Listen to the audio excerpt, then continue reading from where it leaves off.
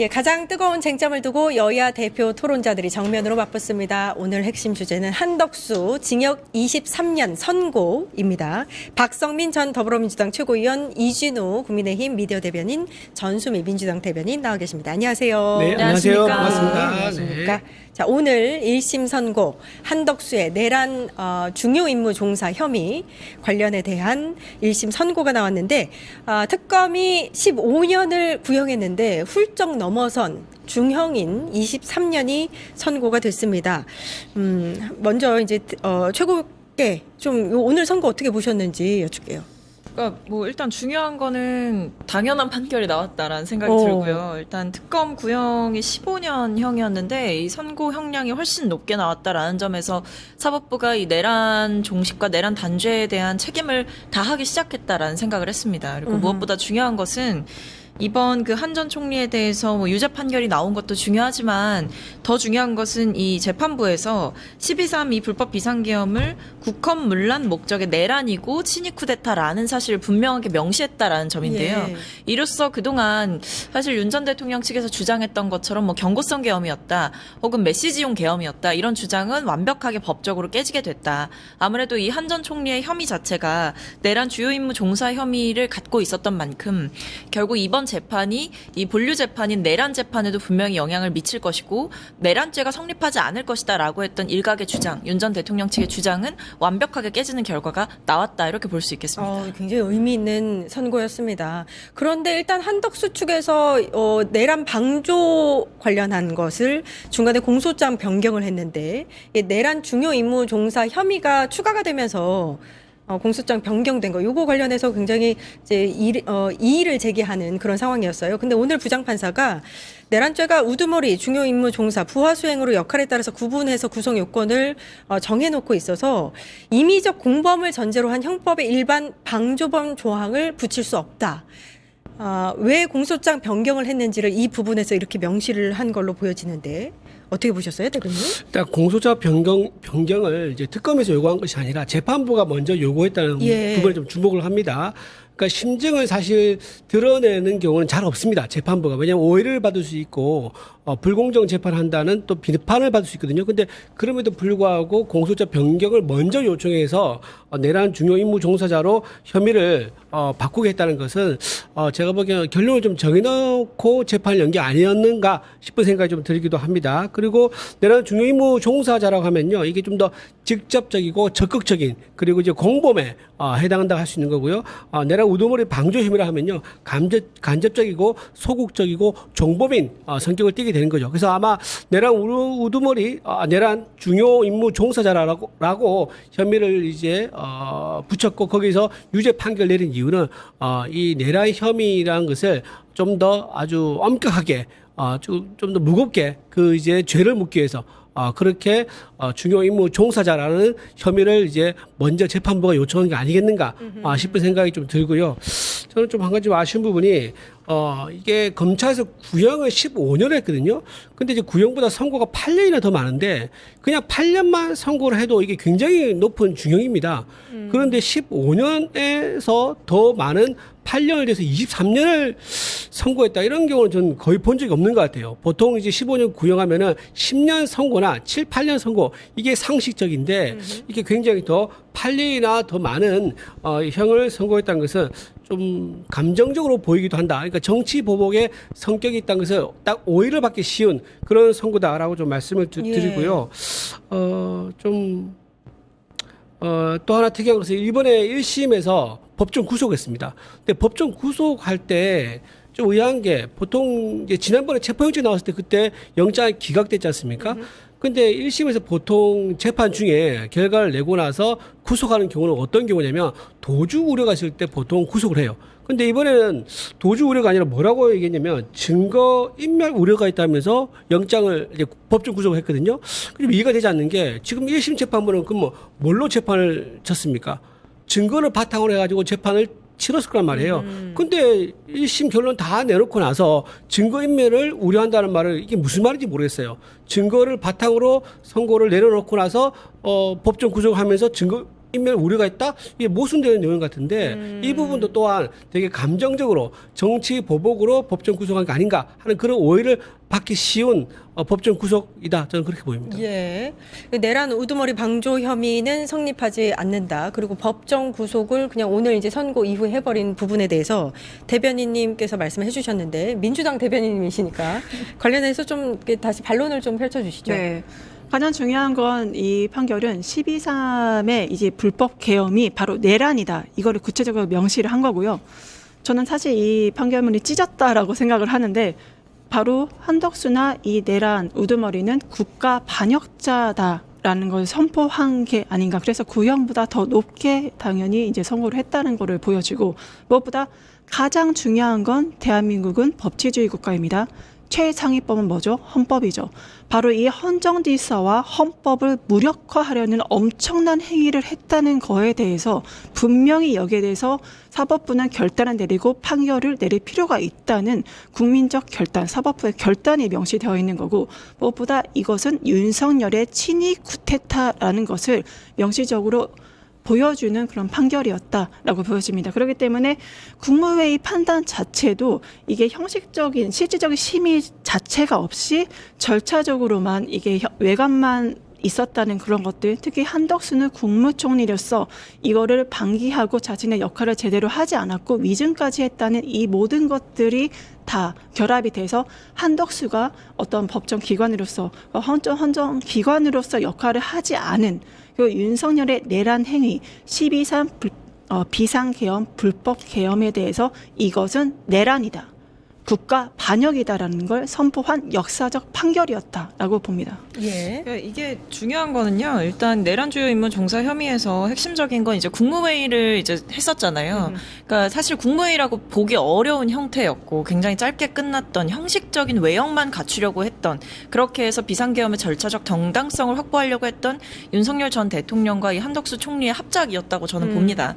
거기에 대해서 이 법원이 그런 부분에서 이 국무회의를 소집하고 일부 국무위원에게만 연락을 돌렸던 그런 행위 예. 자체가 이 내란 주요 임무 종사 그러니까 외형적으로 이 국무회의를 했다라는 것을 성립시키기 위해서 한 전 총리가 적극적으로 가담했다 이 부분을 좀 판단을 한 것이고 이 증거인멸의 우려 같은 경우에는 다들 아시겠지만 이 사람이 증거인멸을 할 것 같아서라는 우려에는 그 이전에 증거인멸 행위를 했느냐가 굉장히 중요하게 작용합니다. 예. 근데 지금 이 한 전 총리의 주요한 혐의 중에 하나가 뭐였냐면 사후 계엄 선포문을 작성을 하고 그것을 허위로 작성하고 폐기했던 일이 있었죠. 맞아요. 물론 이 부분과 관련해서 허위 공문서 작성은 유죄가 나왔습니다. 그러니까 그런 어떤 이 처음에 이제 선포했던 그 계엄 선포문이 문제가 될 것 같으니까 좀 더 법적 구속력을 갖추고 있는 그 내용을 따로 뒤에 만들고 실제로 부서까지 하고 그러고 폐기를 지시했죠. 근데 그거 자체가 결국 이 비상계엄의 주요 단서들을 인멸하려고 했던 그런 증거인멸 행위 그 자체였기 때문에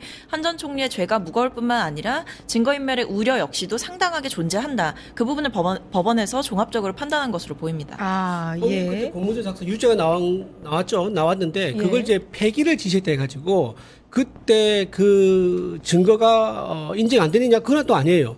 그러니까 그때 그 공문서를 허위로 작성하고 폐기했다는 것까지 모든 증언이라든가 또 간접적인 증거 또는 영상을 통해서 확인이 됐지 않습니까? 그럼 예. 증거가 있는 거잖아요.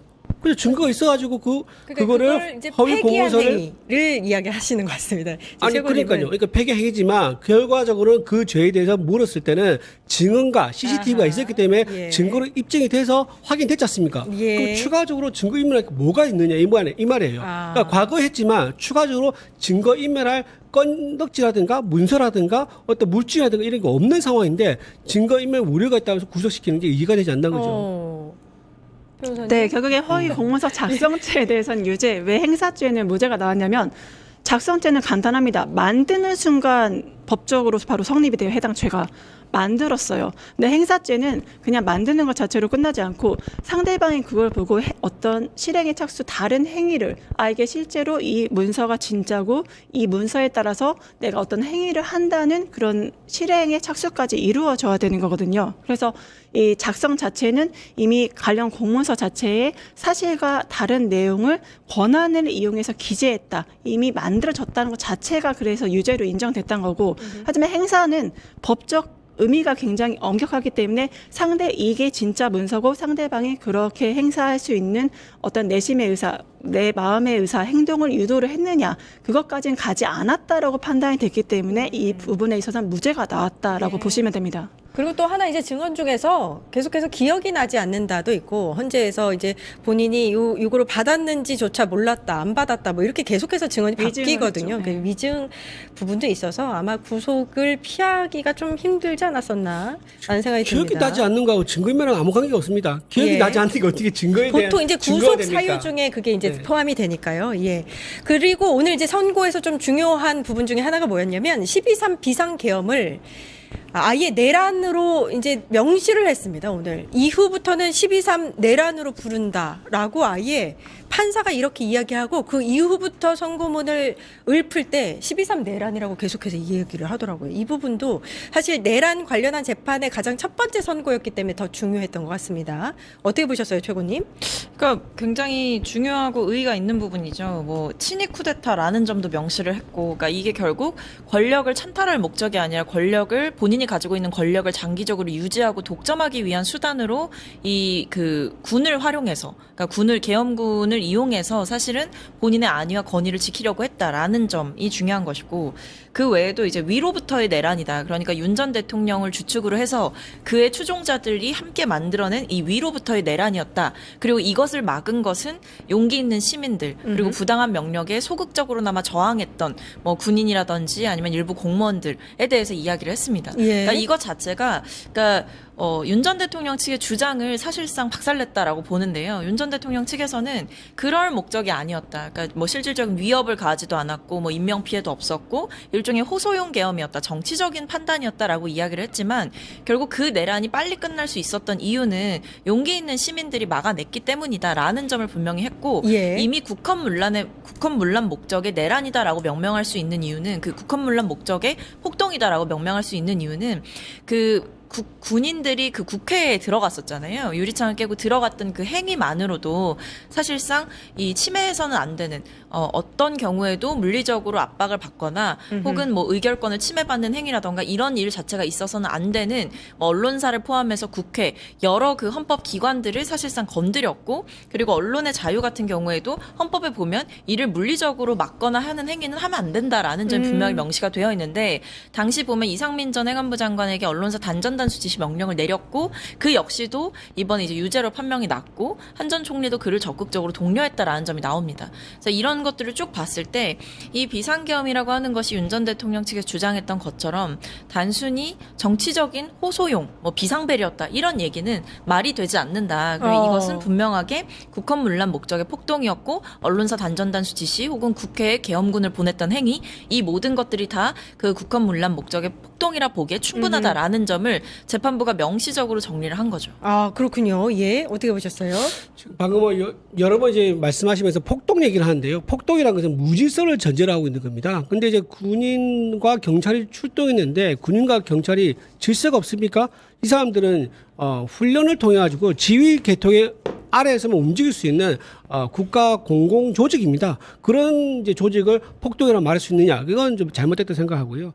또한 이제 비상계엄 해제를 뭐 국민들이 막았다고 얘기하는데 비상계엄 해제는요. 법에 따라 가지고 국회에서 의원들의 표결에 의해서 해제가 됐습니다. 사실 또 국민들이 와서 의사당 주변에 모여서 둘러싸여 있는 그런 모습을 연출했지만 거기 부상자도 없었었고요. 과거 전두환 때는 사망자가 있었지 않습니까? 그런 경우와 비교한 것은 굉장히 좀 과하다라는 생각이 좀 듭니다. 그리고 예. 그날 이제 2시간 반 만에 해제됐기 때문에 그냥 일찍 주무신 분들은 어제 간밤에 무슨 일이 있었지? 라고 할 정도로 아무것도 느끼지 못하는 그런 정말요? 국민도 많은 분들이 있었죠. 어제 저는 어떻게 알아 그거를? 아침에 일어나서 알죠. 충격에 휩싸이셨겠죠. 아침에 일어나서 알게 된 거잖아요. 그러니까 예. 그게 비상계엄이라고 하면 할 수 있느냐라는 그런 문제가 전두환과 비교를 하면 예. 비교가 되지 않는다는 얘기예요. 지금 자꾸 민주당에서 전두환 쪽 비교로 하면서 얘기를 하니까 예. 전두환 쪽과 비교를 해서 저도 대답 안 할 수가 없는 예, 거죠. 예. 그런 문제가 있다고 말씀드리고 또 예. 자기가 이미 운영하고 있는 정권이지 않습니까? 자기 정권을 자기가 찬탈한다 그게 가능한 얘기는 아니겠죠.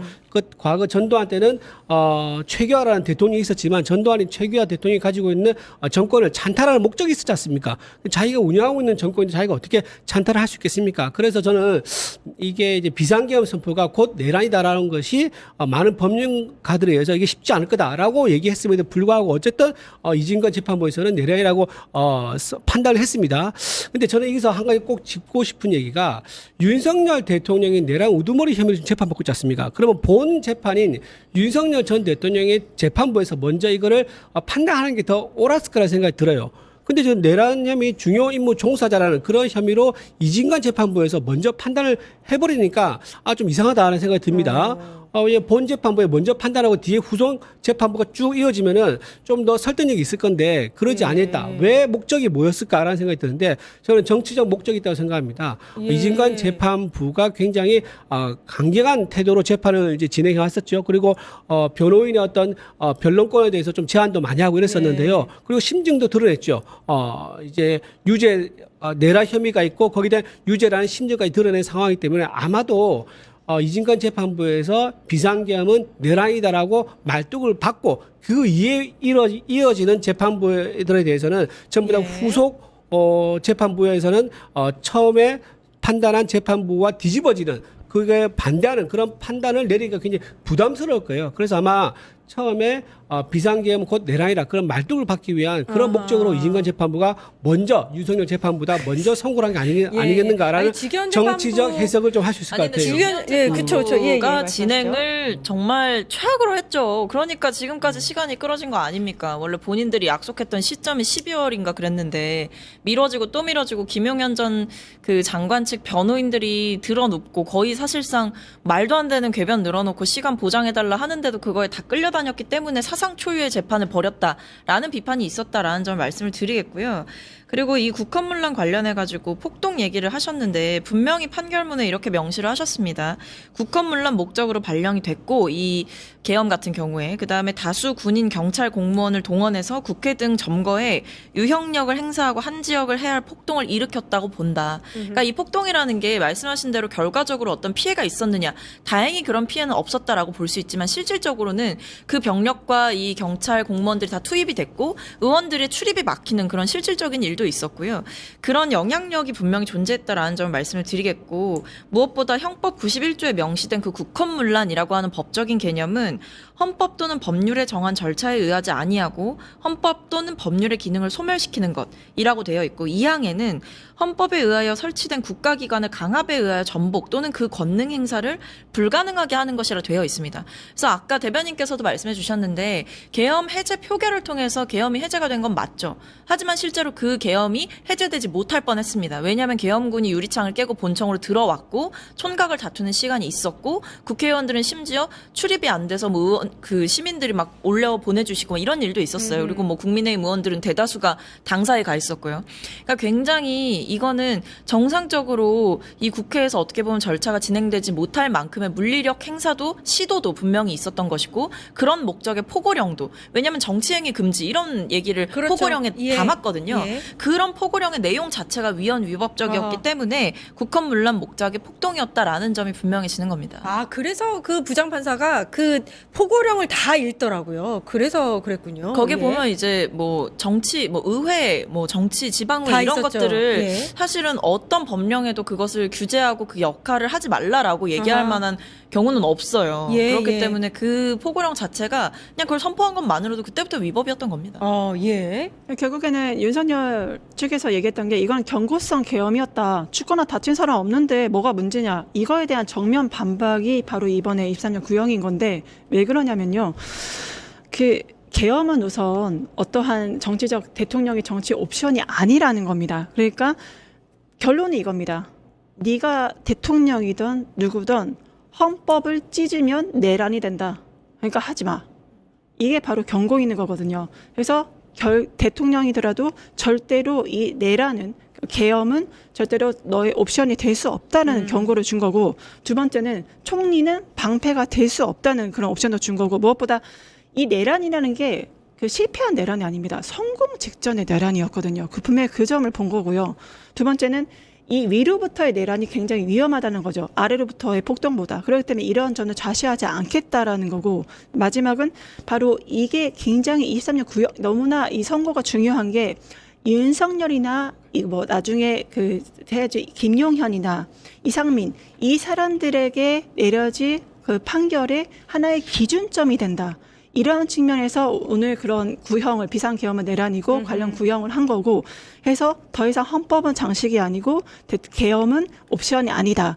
더 이상 총리를 방패로 하지 말고 헌법을 찢지 마라. 헌법을 찢으면 내란이다라는 그런 선포문을 내렸다. 그렇게 봅니다. 아, 중요한 선거였습니다. 방금 말씀하신 것 중에서 비상계엄 선포는 대통령의 옵션 아니다. 즉 대통령이 선택할 수 있는 사안이 아니다라는 그런 취지의 말씀 같아요. 정확한 건 계엄 정치는 옵션이 아니라는 거죠. 아하. 계엄 네. 정치. 네. 그렇죠. 그럼 아까 그렇게 말씀하셔야죠. 근데 비상계엄은 대통령의 옵션 아니다. 이 시기에 말씀하셔가지고 그건 그렇게 잘못됐다. 얘기는 안 하셨다고 합니다. 처음에 그렇게 예. 얘기했는데 지금 제가 모르니까 이제 비상계엄 정치라고 말씀하시니까 지금 달라진 거죠. 예. 그래서 헌법에 보장되는 대통령 고유 권한입니다. 비상계엄은 대통령 고유의 정치적 판단에 의해서 독립적으로 할 수 있게 보장돼 있다는 것을 말씀드립니다. 예, 조건이 맞았을 때 그렇죠. 예, 한덕수 총리 측이 전 총리죠. 전 총리 측이 요거 오늘 이제 구형보다도 더 높은 형량을 선고를 받았는데 사실 이제 구형량을 들었을 때도 굉장히 이제 뭐랄까요 또 이의를 제기했었는데 이번 이 선고를 받아들일 수 있을지 항소하겠죠? 당연히 항소하겠죠. 예. 예. 뭐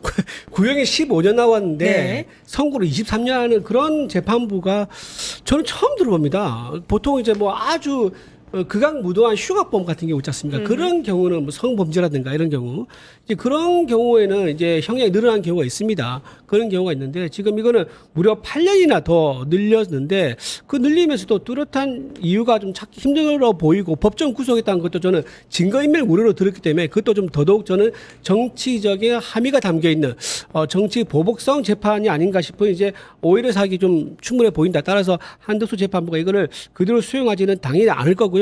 항소해서 이거를 따지고 아마 3심까지 가서 최후까지 봐야 될 것 같습니다. 이게 얼마나 형이 떨어질지는 모르겠습니다만 사실 2심 재판부가 지금 어디서 하죠? 내란 재판부에서 아마 할 가능성이 높겠죠. 내란 전담 재판부죠. 내란 전담 예. 재판부에서 할 가능성이 높겠죠. 그렇다 그러면 거기서도 공정한 재판을 좀 보장하기 힘들지 않을까라는 생각이 좀 듭니다. 내란 재판부가 생긴 목적이 뭐냐면 혹시나 내란 혐의가 무죄 나올 걸 대비해서 2심에서는 무조건 유죄가 나오게 하기 위한 목적, 정치적 목적으로 민주당이 추진한 전담 재판부다라는 이제 그런 이제 지적을 받고 있는 내란 전담 재판부란 말이에요. 예. 그래서 한덕수 총리가 비록 희망은 없다 하지만 그래도 마지막 이제 법리적 양심이라든가 재판부의 어떤 양심 이런 걸 기대하면서 항소하지 않을까 싶은 생각합니다. 예. 네, 아까 말에 그 정확하게 아마 시간 돌려보시면 일단 제가 했던 워딩은 정확히 이것입니다. 계엄은 대통령의 정치 카드가 아니다. 왜냐하면 이 경고성 계엄을 했다고 계속 주장하시는데 경고성 계엄을 한 이유가 민주당이 폭거 때문에 이렇게 한 거다라고 얘기하시거든요. 그러니까 이 계엄 자체가 저는 대통령이 쓸 수 있는 정치적, 당신의 정치적 내부의 그런 것들을 위한 카드가 아니라는 걸로 전 분명히 말씀을 드리고 그래서 헌법을 찢는 순간에 이것이 내란이 된다는 거를 사법부가 분명히 경고했다라고 정확하게 말씀드립니다. 예, 예. 항소 부분에서도 얘기하신 김에 하실래요? 어떻게? 한덕수 전 총리 측은 항소를 할 것으로 보여지는데 이제 지금까지 주장으로 따르면 우두머리 방조와 중요 임무는 다른데 중간에 공소장이 변경됐다. 이것부터 절차적인 문제를 제시하고 있거든요. 네, 무엇보다 한덕수 말씀하신 대로 하는데 한덕수 전 총리는 이렇게 얘기합니다. 나는 명령자가 아니다. 아하. 근데 이게 법원에 이렇게 답했거든요. 그래, 너는 명령자가 아니야. 하지만 명령하지 않았지만 넌 분명히 막을 수 있었고 그럼에도 막지 않았다면 그것은 어떤 중립이 아니라 거기에 대한 가담이다. 이것이 재판부의 판단입니다. 그렇기 때문에 예. 특히 이런 문장이 저는 굉장히 와닿는데 한덕수가 만약에 그거를 내란을 거부했다면 막았다면 분명히 내란은 쉽게 막혔을 것이다.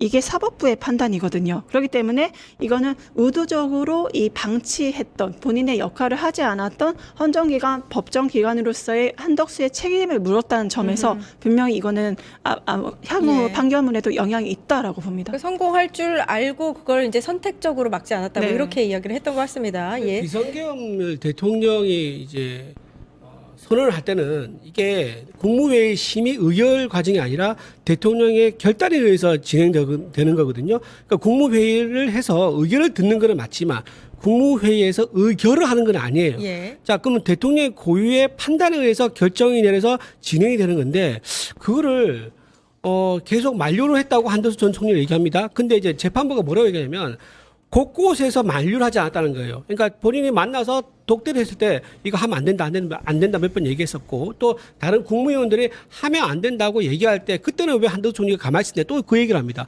그러니까는 전체적으로 보면은 하면 안 된다는 얘기를 분명히 했었었고 또 하면 안 된다 얘기 나왔을 때 그때는 또 그 입을 다물고 얘기를 안 했었고 이런 것들이 섞여 있음에도 불구하고 예. 전체적으로 전체적으로 보면 결국 너는 하면 안 된다라고 적극적으로 얘기하지 않았다. 즉 대통령이 기자회견 하러 갈 때 그러니까 비상계획 선포하러 갈 때 그걸 옆에 뒤에서 끌어안는다거나 아니면은 청와대의 그 발전기를 샷다 용산에 있는 발전기 샷다 내려서 불을 끄게 한다거나 아니면 카메라를 잡아떨어 가지고 방송에 못 나오게 한다거나 이런 것들을 안 예. 했다는 얘기인데 그게 현실적으로 사실 가능한 얘기인가 싶은 생각이 좀 일단은 듭니다. 일단 지적하고 싶은 거는 그 국무위원들의 동의가 있어야만 계엄을 선포할 수 있다. 그건 뭐 명시적으로 따져보면 아니기는 합니다. 그러니까 국무회의를 거쳐서 모든 것을 결정해야 되고 모든 것을 문서화해야 된다.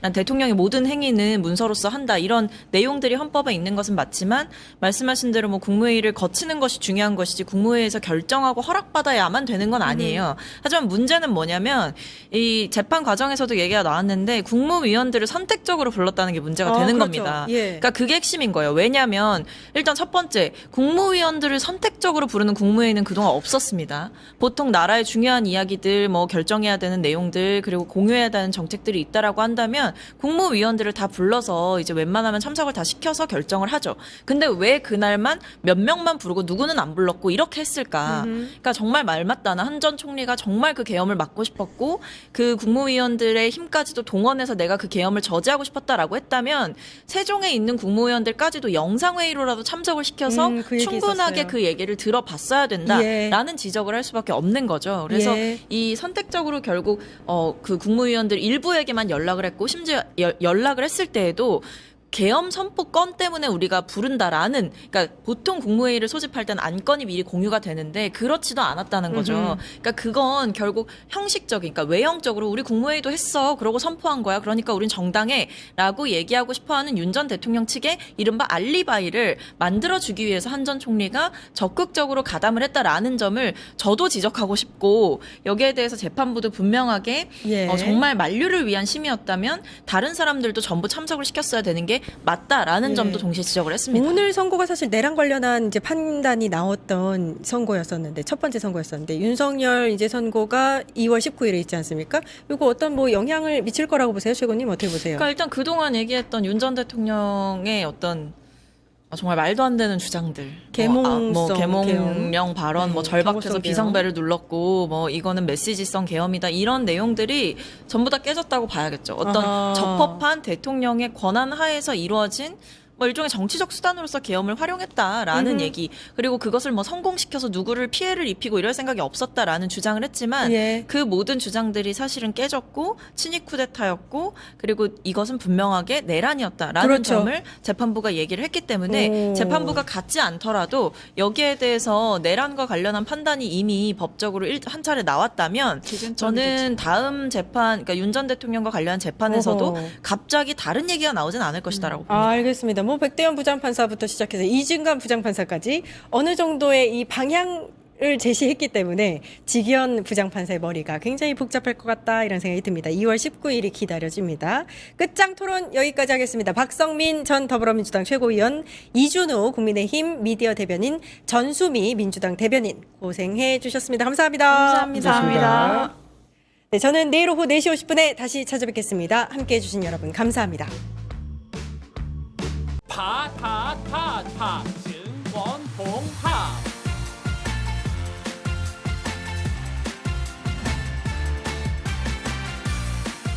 이제 저녁 8시 30분 퇴근 후 퀴즈 한판 혼자 하지 마세요 같이 해요 매일 저녁 8시 30분 많은 참여 바랍니다.